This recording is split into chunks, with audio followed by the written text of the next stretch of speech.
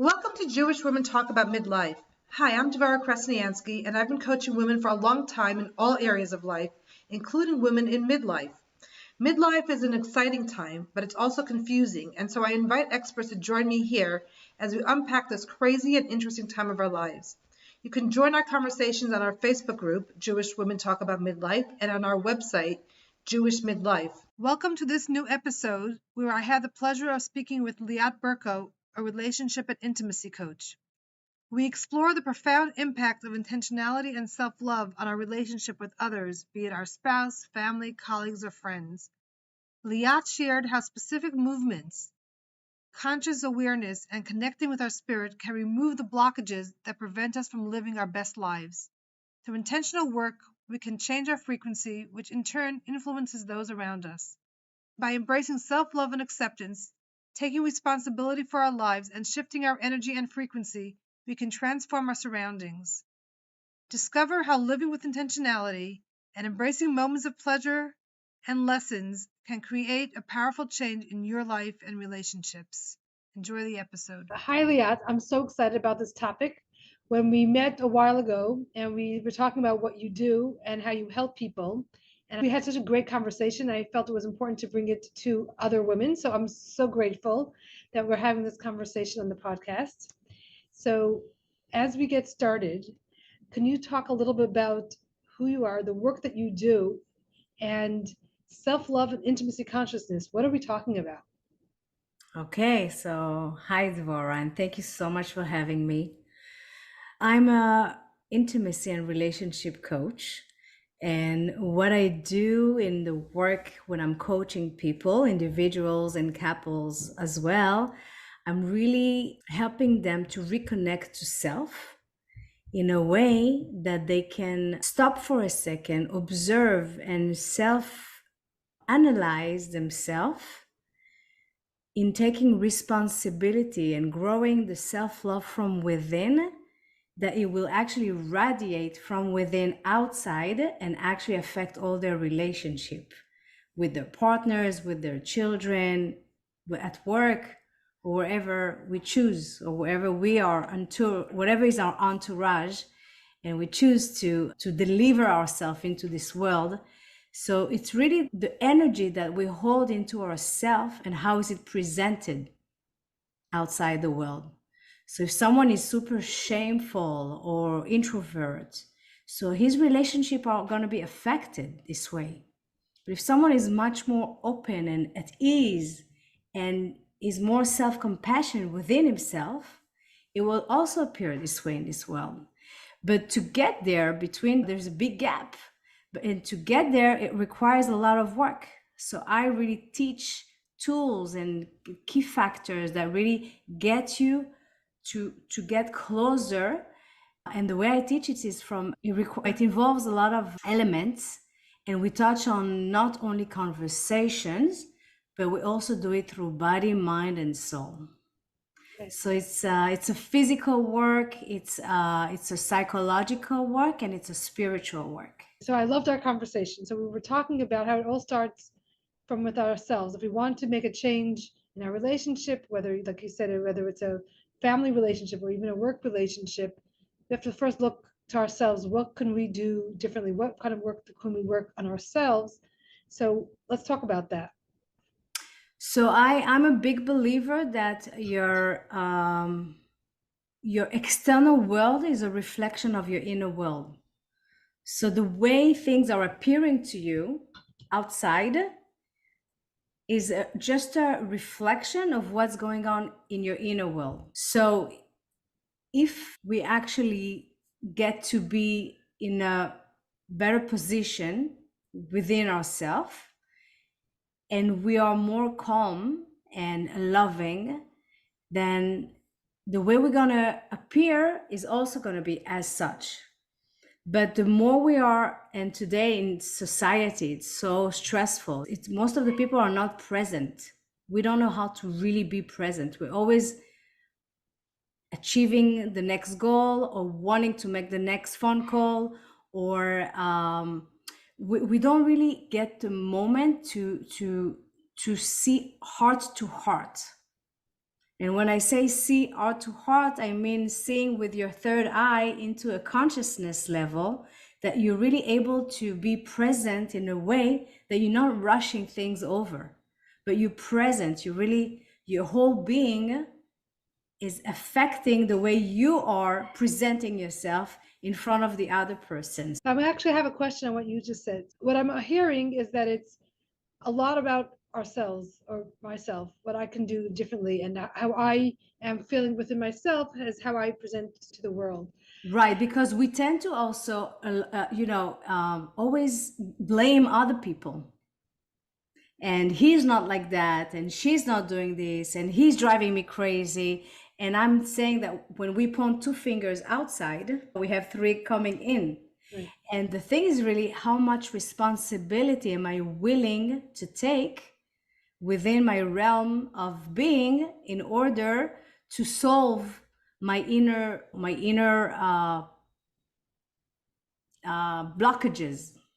I definitely want to talk about blockages because I love that part of our conversation before. I'm just curious, if someone's having a challenge within a relationship, is it always something that I can do? Of course, there's something that I can do, but sometimes really the other person is really not being present in the relationship or is not capable of a relationship. So I just want to put that disclaimer out that it's not, I mean, we can always do what we can for ourselves in the situation, but sometimes by changing ourselves, we aren't really going to be changing everything. Right. And that's why it's a lot of self-love and self-acceptance, because once we are able to accept ourselves, we're also able to accept the other person without wanting to change him, but just loving and accepting him the way he is. And I also believe that when you make the change within yourself, your realm and your energy is the frequency that you're getting out of your system can actually affect other people around you. So sometimes it takes one person to make the change in order to affect the other person. Of course, there is always a hishtadlut, right? And you cannot control the other person's hishtadlut. But I believe as a woman, because we are Isha, in Hebrew, Isha, it's like we have the Hey of Elohim inside the word of our being, the essence of our being. We are so much connected to Hashem, to above, that the power of the prayer actually can help us make the change not only for ourselves, but for other people as well. So you said a lot. One thing I heard is that the energy that, or the frequency that we bring into the space in the relationship, if we change it, it will change the relationship and even maybe change the other person just by the frequencies, and never mind by them actually changing. Is that what we're talking about? Just change the frequency and it changes the dynamics of everything? Well, it's not just change. Well, of course not. That's it. It isn't really a dial. Right. It's not like a click of the finger and it's changing. It requires a lot of effort, a lot of work, a lot of self-realizations, a lot of consciousness, a lot of observing. And once a person is elevating and expanding into the work, he's able to actually surpass so many challenges that is allowing us to really be above the ego state. So when you are able to do that, you actually, it's like taking your head and putting it above the sky so you can see everything from above. So when you're able to do that, all the rest seems so like minuscule that it doesn't affect you the same way. So that's why when you are responsible of changing yourself and your state of mind is changing, it's affecting other people if they want or they don't want, because you're changing, and by you changing, energy is changing and it's affecting them. It's like a domino effect. It's contagious. I believe it's contagious because I know personally as a mother, when I'm consciously coming and approaching my kids and I'm telling them in a certain way, with a certain tone, with a softer voice, and with a real intention of what my expectation is, right?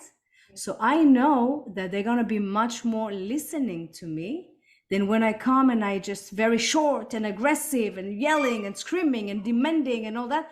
This is already blocking them, right? So it's blocked their heart, it blocks their ears, and it blocks their mouth. So it's the same with our partners. So it's all a matter of approaching intention and consciousness, really. So again, if we change one side of the system, then it almost automatically changes the other side of the system. So if we're talking with anxiety, then the other person picks up the anxiety and responds from a place of to your anxiety or from a place of anxiety. So it's something that we should work on. Say that again?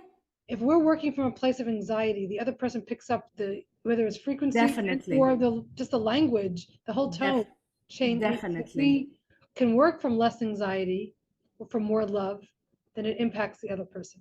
Right. So that's what I'm saying. When a person is anxious, he doesn't have to say anything because his energy is already there in such way, right?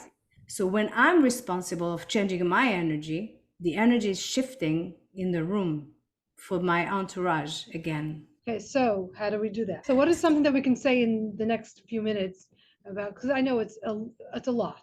Yes. A lot of aspects, but what is something that we can work on? Well, something. We can touch, first of all, it's really being aware of our blockages, okay? Because when we are conscious that we're living this life on an automat and we are just reacting to our reality, but we're not creating our reality, right? Then it's more of, it's a very low level to act from. But when I'm elevating and I'm conscious every time that something is coming my way, when I'm conscious, it's like touching on and getting my ashgacha, the souls that are watching over me to the rescue. So if I'm conscious and I'm asking for help, all right, from above, then I know that I have extra energy, extra power to help me go through that. So it's really a form of believing and a form of where my intentions are going in the present moment, and not really reacting from an ego state or from an animal state that is just like louching at the world, but more pausing and creating and with intention every moment of the day. So there's a difference between waking up in the morning, taking my phone and going to the bathroom and just starting my day at work and answering in between all my emails, rather than waking up an hour before with a prayer or meditation or my coffee and my book and my tefillah, and and really putting intention or a little movement that helped me, or to really connect to myself. And when I'm connecting to myself in that way, because I'm really taking advantage of a prime moment, because the beginning of the day is a prime moment. It's like the beginning of the month is always a prime moment to set up the energy, right? So same way in the morning. And when I'm aware of that and I'm consciously making my effort to look at myself in the mirror and I appreciate, and to do my modeh ani every morning, but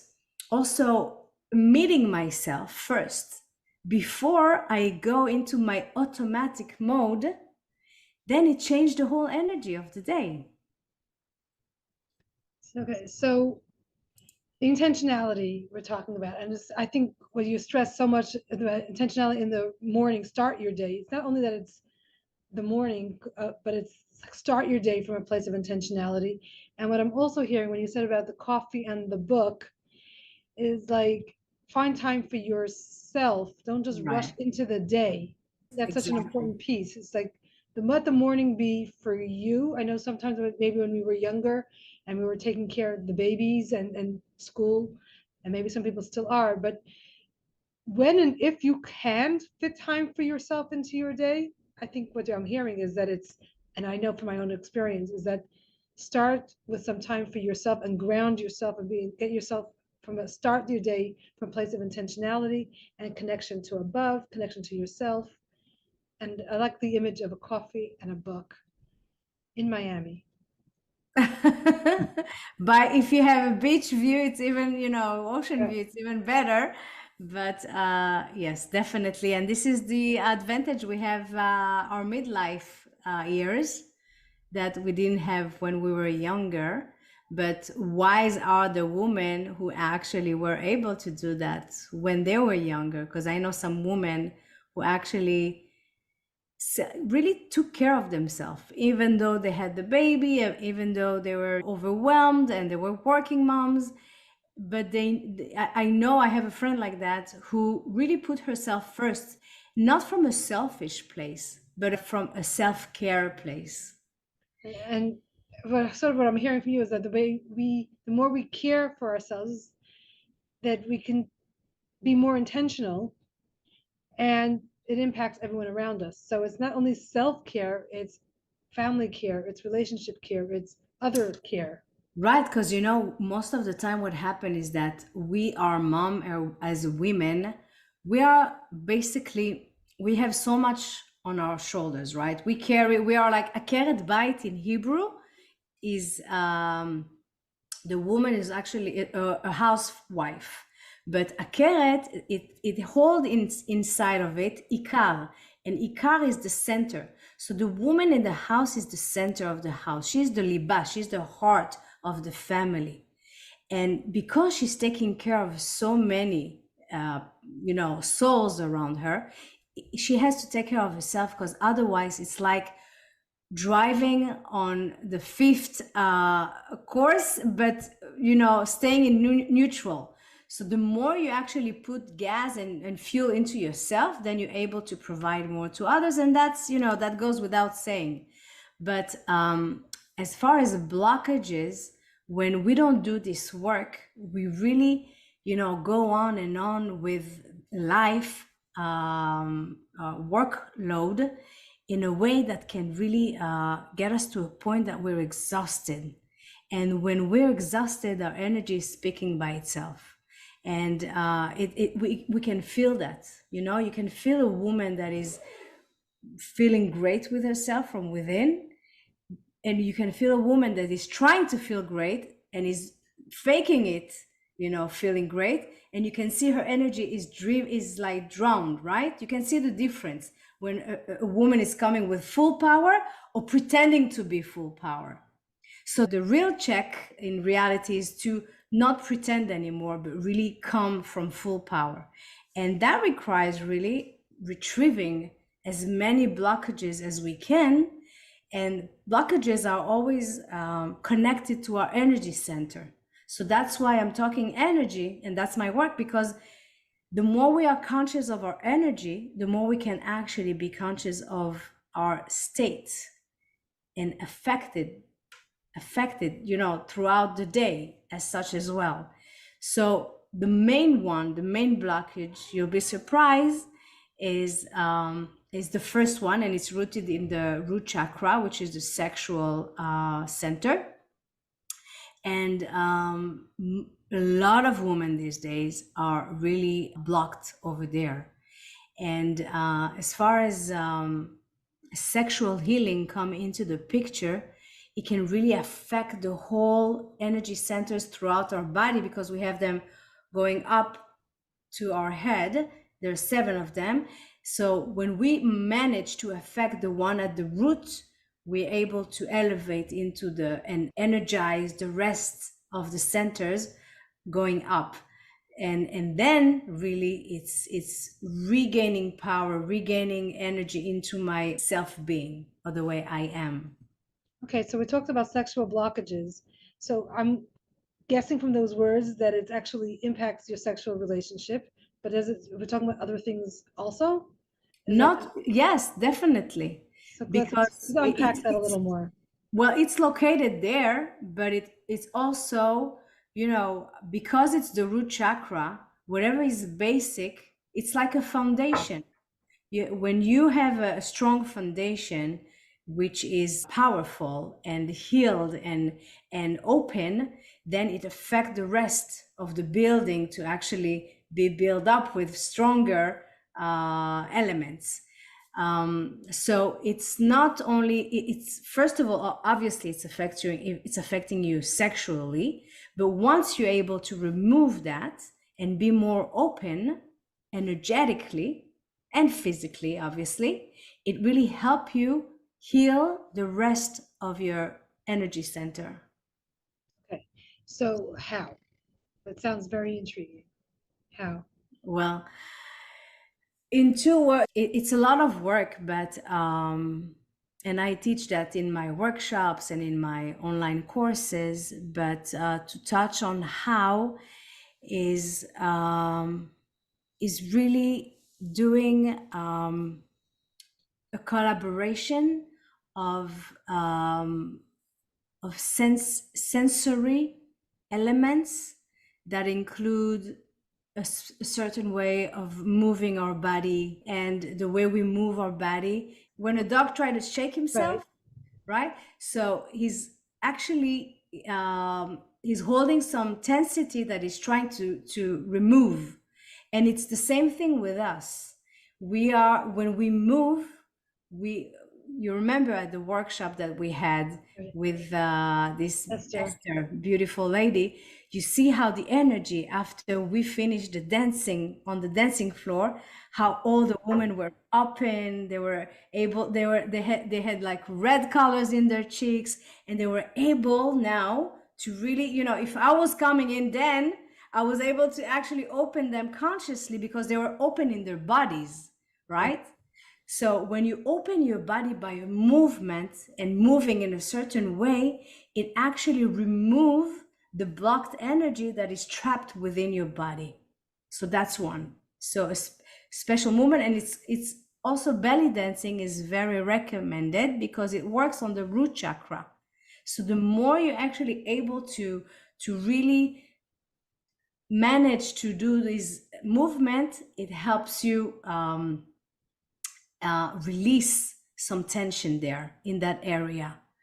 Another way is learning love consciousness on a daily basis, because we can be investing so much time on other things, but we don't, I can see women going to the gym every day, but they don't spend even 1 hour about expanding into consciousness. So they can work on the level of physicality, but their consciousness is blocked. Okay, so consciousness is something that you learn, you study, you put the time and effort for it. So what does that look like at least one aspect of it? Well, what I do is really is how do I connect to my consciousness? I meditate. Okay. And I teach meditation as well, guided meditations, and I am able to observe my life in a way that I'm more awake and more aware of the signs, the meanings that are presented my way. So if, for example, something happened to me, right? I don't know, I got a ticket, okay? I just parked my car and I got a ticket.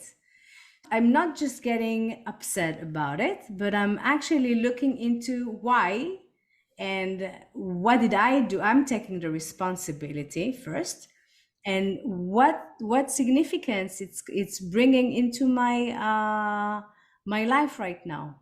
Or I don't know, just I'm opening the door and I see 10 little butterflies, and I'm like, whoa, like every day I'm opening my door and it never happened. Why today it's happening? So I go online and I see like what's the spiritual meaning of butterflies, and I connect to that essence, to that, I actually read the signs around me, and that's living a more conscious life in a way that life is not just happening and just by itself, but it's much more meaningful. So every little things that I'm actually watching or experiencing, I'm always finding the meaning behind it. And that's the difference between reacting and being like a robot of the life and making, my to-do list and going through the day through my to-do list and achieving the next goal, or really putting my own observations and taking the time to observe what's happening here and what are the signs that are coming my way. Okay, so let's go with the butterflies. I can understand happy things or pretty things. It's easier to find the meaning. But your ticket, what Yeah. meaning did you make from that ticket? Well, we get a lot of tickets in our life. And the thing, I'll tell you the truth, is that we actually the more we're ignoring the signs, the harder they're going to come and scream at us. Okay. Right? So if I didn't get it through the butterflies, then I'm going to get the ticket. If I didn't understand the ticket, then something harsher is going to happen until I'm awakening into what I'm supposed to get here. What's the message? Because life, is not just happening. It's happening for me. I myself have had to go through a lot of negative experiences in my life to become more and more conscious. And even today, when something negative is happening to me, the way I'm responding to it, because of the meaning I'm giving to it, is much more empowering me from within, because of the meaning, than feeling myself as a victim of the circumstances. Because I know that I'm being called, right? I'm being called. Something is here to test me and require me to act a certain way or to react a certain way. So you get the ticket, you come to the car, and the ticket is there. So, of course, taking responsibility, because if you really did park in that way that you are deserving of a ticket, then part one is taking responsibility. But what can I gain from it is, I guess, or what can I learn from it, or what should I observe from it rather than just taking responsibility? Okay, so for example, this time what happened to me is that I parked, I didn't know it was a wrong place. So my intention was not like with full kavanah of parking in a wrong place. So what I'm doing is like I'm observing, who did I come to meet? What the person that I met? What is this person wanting from me? Okay, that was actually a collaboration that I was invited to meet this person, and he wanted me to produce for him a whole workshop. And when I got the tickets, I understood that I have to be careful. It's a wake up, because, and that's the meaning that I made out of it. But eventually I didn't listen to the signs. And what happened is that I went into that. And after I did the whole thing, I didn't continue to do it because I senses that I wasn't in my right place. And then I realized that I had the signs already telling me, don't go there. And I did. What? What I'm hearing then is that you make your own meaning. So it's talking to you. There's no right thing that it's really telling you, but it's talking to what. For you, the ticket may tell you like slow down and like check this out, and for somebody else, it may mean good things have a hard beginning. Different people may have different meanings to the same event. Right, but that's how you actually study yourself over time, And the more time goes by, the more you really manage to see if your introspections of things are in achdut, they're like one in unity with actually what's happening. Because people are they're master of lying to themselves. We're sabotaging ourselves sometimes. We are so good at doing that.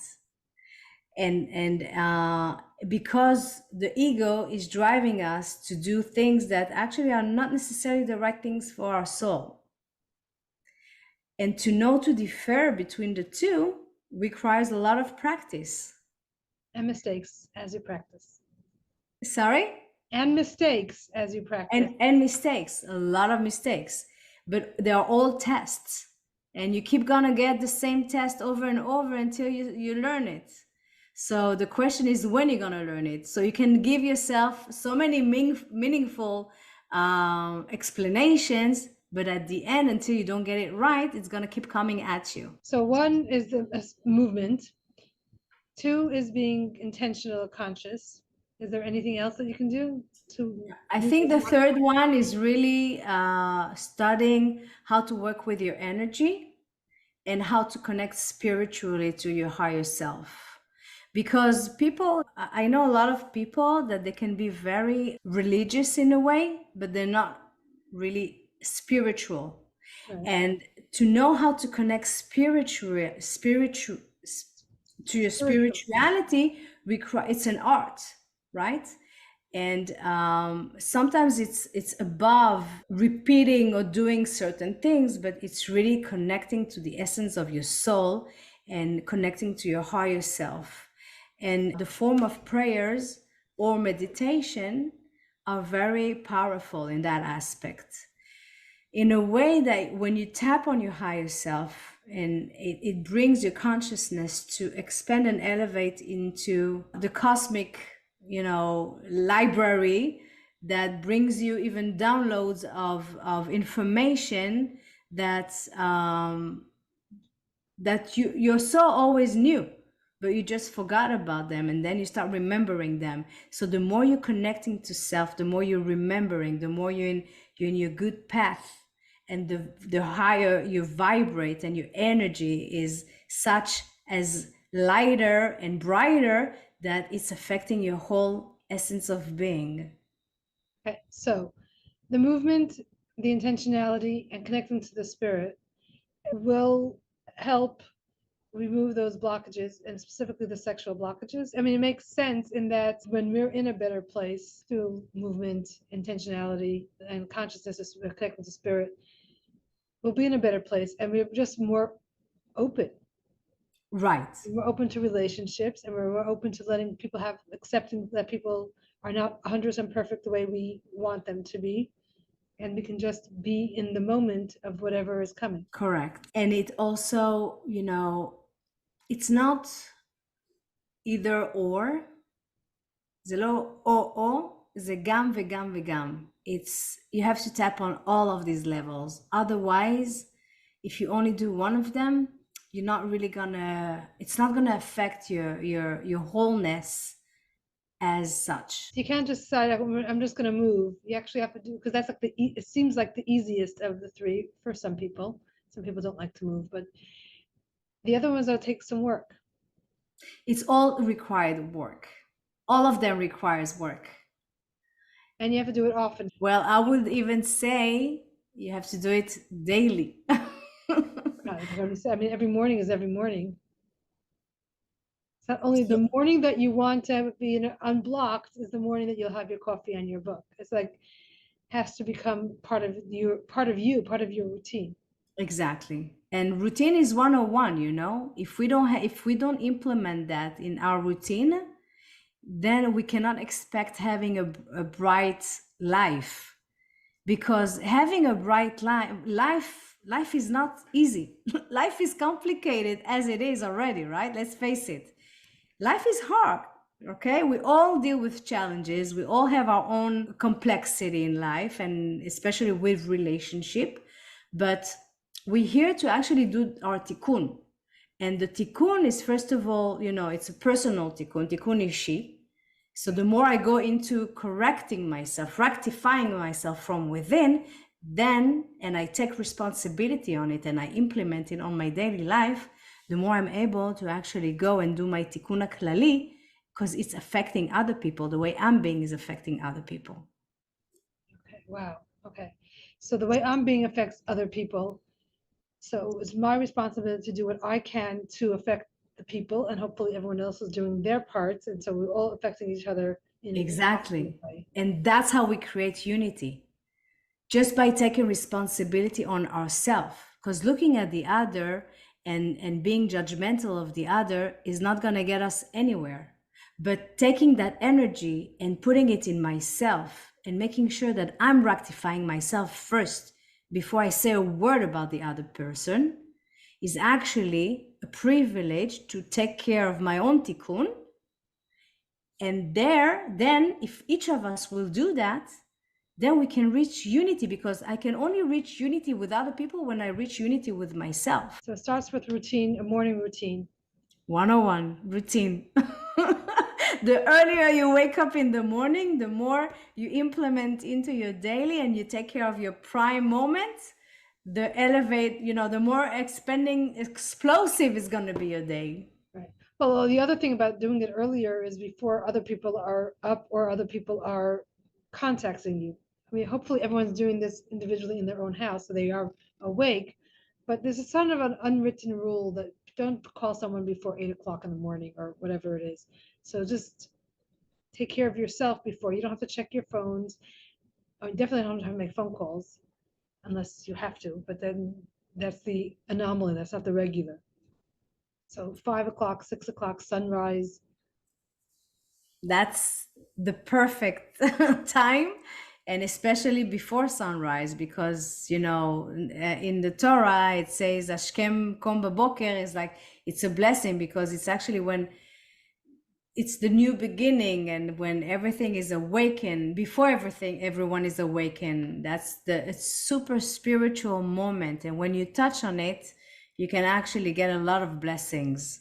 So it's super highly recommended, and it's not easy. I'll tell you frankly, for me, it's a challenge to wake up early in the morning, even though I am consciously knowing and teaching and studying all this stuff.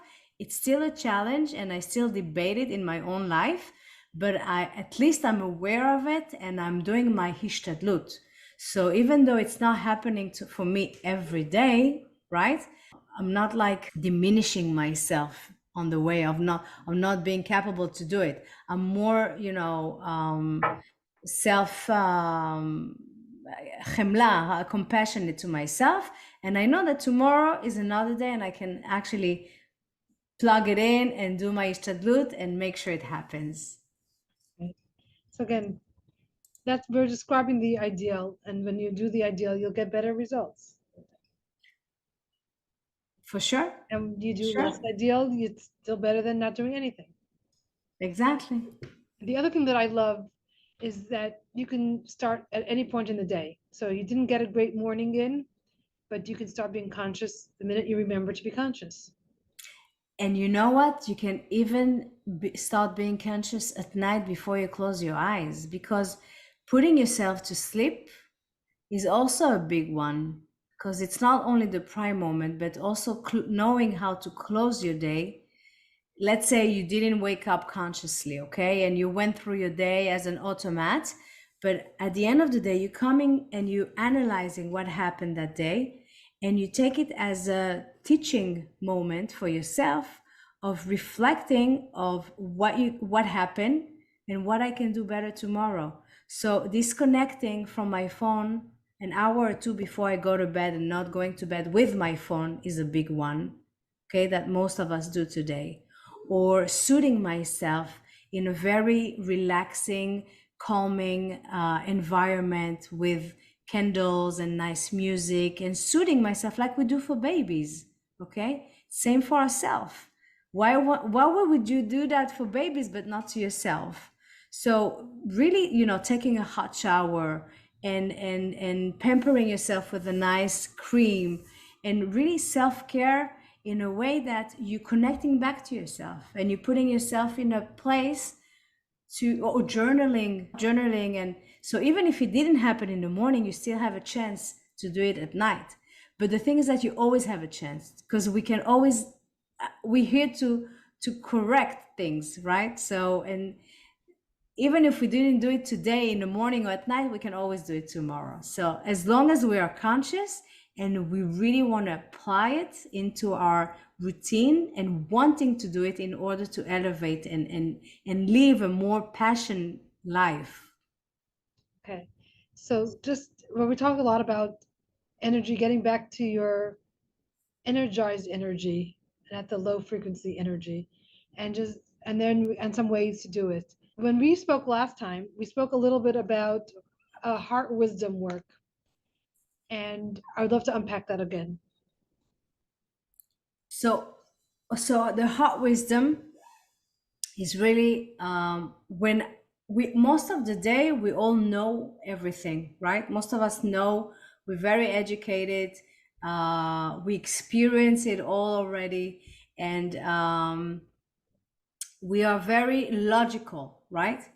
But at the end of the day, we are not always listening to our heart, because we tend to behave a certain way to satisfy other people, but inside of us we're really cringing, and we're not like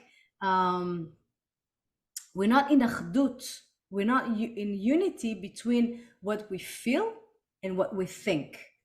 So the heart wisdom is a method that will bring an individual to recognize a deep sense of self and position, to really come from a self-worth of unity and purpose, and his value in this world between what he thinks and what he feels. So the more you're in tune with these two, right, the more you're authentic, and the more you're able to deliver yourself, your message, your essence in a much more centered, valuable way. And reaching that require a lot of cognitive awareness of recognizing blockages that are trapped into our field. And the more you empower yourself into the work, the more you regain power into yourself. So basically, the heart wisdom is not only to think or to feel, but connect the two together and move and direct your life into that movement. Does that also mean sometimes saying no, or saying no more than we used to?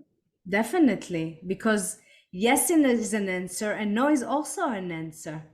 Well, something that I heard a while ago that I found fascinating is whenever we say yes or no, we're also saying no or yes to something else. Like I'm saying yes to having this conversation with you now, which I'm very happy about, but I'm also saying no to doing anything else. Right. Saying yes to somebody else or people pleasing, we're saying no to ourselves.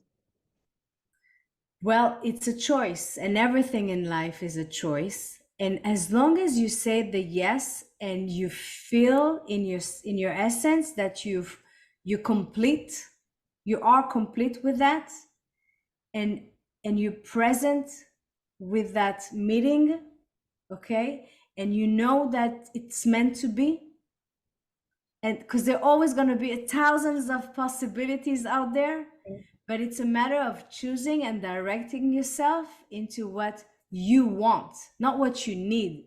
Because needing, it's coming from a lower pace of energy, but wanting and connecting to our want and what, and our listening in a matter of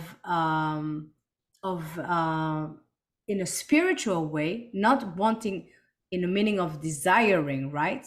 But wanting in the meaning of self-love, self-care, and making sure it is, then this is the way to go.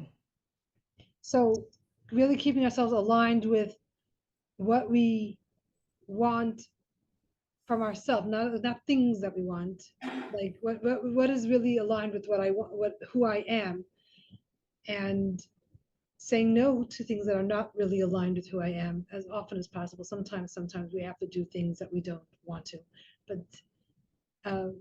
but mostly we can say no to many more things than we are saying no to. Is that what we're saying? Also, and it's, you know, at the end of the day, it's really about setting boundaries, right? Because even if I really want something and I know it's not going to do any good to me,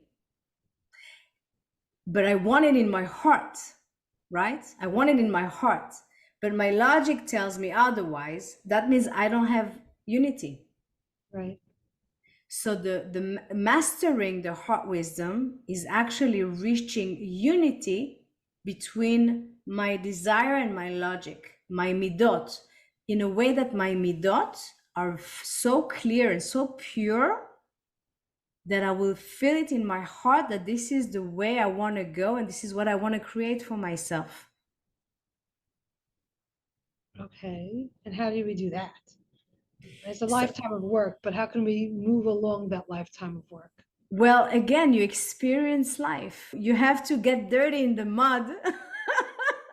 And in order, I'm coming from a very dark place myself in my past, and I'm Chozeret B'Tshuva, and I experienced life in a very, let's say, if you know the book and the movie 50 Shades of Grey, I had it all, and today I really had to connect to light in order to experience 50 Shades of Light, and get myself into, in the contrast and the opposite of what it used to be, so I can now reflect and understand how to grow and expand and evolve into being an essence of light and improving myself on a daily basis. Okay, so the idea is really being conscious. I think that's a running thread throughout the whole thing that we were talking about. If we really want to improve our intimacy and improve even our self-love and our self-care, is about being conscious. It's about being intentional. And I love to say my favorite word is intimacy. And the way I present it always when I open up a workshop or a course is into me, I see. Because the more I can see into myself, the more I can see higher and the more I can see into other people. So the more I'm connecting and I'm seeing with my third eye into myself, the more I can, connect higher to Hashem and to above and to my higher self. And that's the way to really evolve into this purity and this higher midot that I'm accepting in my life, and the way I'm vibrating them is attracting the right person to my life as well, because my entourage is changing. The more I evolve, the more the people around me change, because I cannot tolerate the past relationship that I had before. If it was abusive relationship or whatever it was, today I'm such in a place that I cannot accept them anymore. Right. So mostly, I mean, our children is a little bit different. So we're not changing the people around us necessarily. We're hoping that our frequency is helping the people transform, change as in transform, not a different person. Like what I'm saying is that we said that the people around us change. So are we saying the people there are different people, or the people become both? Because I'm changing, because personally I'm changing, so I'm affecting the people around me. So my partner is changing and my kids are changing because of me.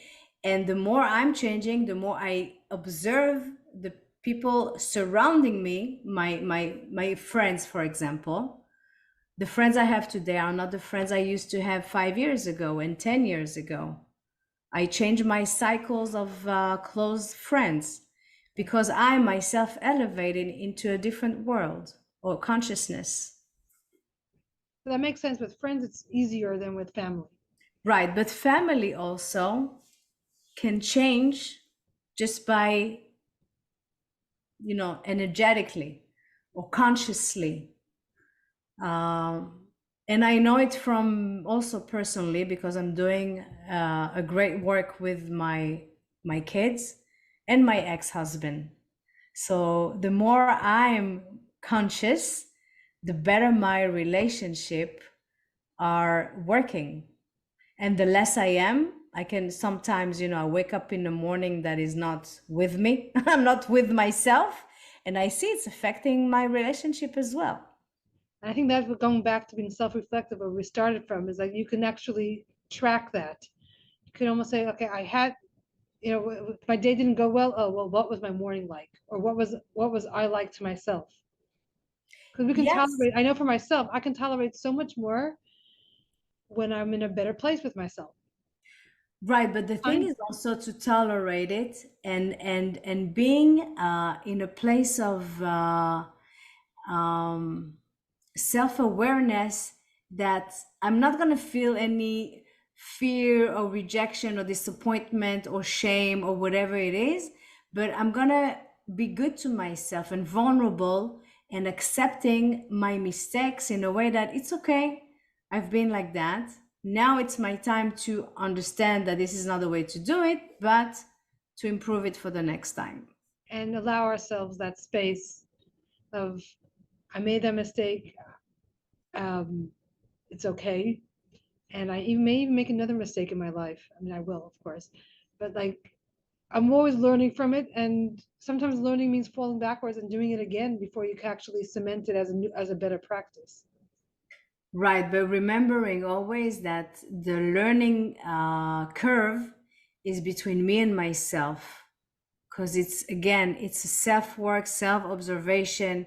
So we sometimes, even though the test is gonna keep appearing, I have to be really careful of the way I'm responding to it, because if I have to watch my thoughts and my words and the way I'm behaving and take responsibility on that, because מחשבה יוצרת מציאות, my thoughts create my reality.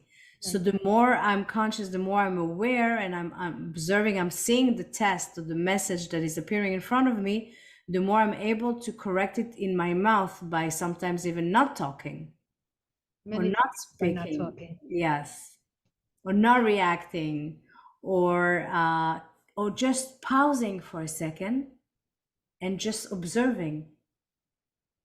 But this is the hardest because we tend to always react to someone or something, coming our way. But observing and pausing and just looking at it, it's the hardest. And not being, it's You know what's even harder is the middle of a negative reaction and then stopping to and hold pulling yourself. it back Yes. and apologizing. So You didn't deserve that, or I shouldn't have done that. exactly. So instead of reaching that point that you need to apologize, that's where I'm teaching how to get to the moment of pausing and freezing before you're gonna regret what's gonna happen next. And the way to do it, and I give you a tip, and whoever is listening to us, is really to remove yourself from the situation. So you can either go to a different room, you can either take a deep breath and connect to your neshama, your soul, and really try to get, calm down and get answers from above, and really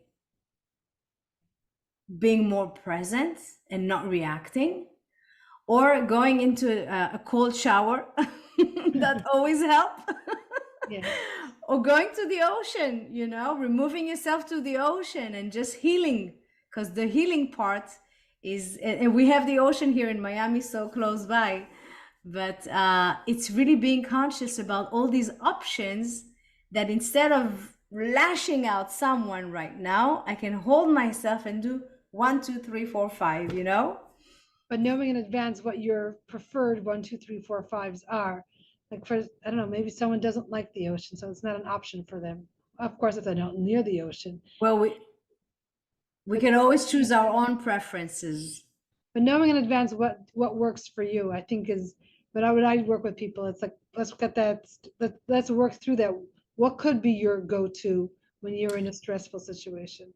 Well, one is really holding all my senses, observing them, really not connecting to them, but observing, trying to disconnect. This is the moment to disconnect, because when I'm too much connected, I'm in my ego state. When I'm disconnecting, I'm able to actually go into more a spirituality elevating state. So when I'm what helped me disconnect is the neshima. The neshima, because the neshima is bringing me to my soul, to my neshama, right? Okay. So the deep breathing really help. You see Start with people deep breathing. sometimes when you're going through challenges, you go right. So when you experience something harsh, you just consciously in kavana, you take a deep breath. And when you're able to disconnect, then you analyze it, you're understanding this is not you and it's them. And you see that the other person is actually acting from his inner child place. And when you recognize that, you have much more vulnerability toward the other person.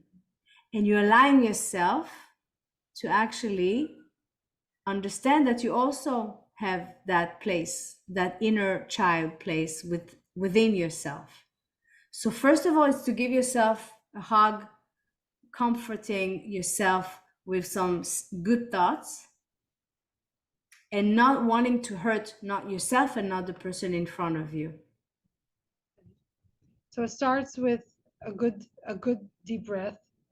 A good deep breath, a good deep thoughts. And disconnecting yourself, like, so by observing your five senses, it kind of trains our brain to be observing everything and not to take it in personally. Is that what we're just saying? Because when you start breathing, it's affecting your whole cells. The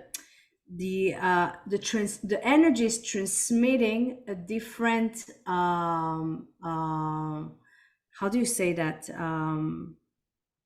when you give an order, right? Okay. So the cells are capturing a different tone, different message. So when you take a deep breath, you bring oxygen into your whole body and you're able to be more at ease. But when you stress out, right? So it's affecting your body as well, and all your organs are feeling it, and it's closing your heart. So the key really, and why is it the heart wisdom?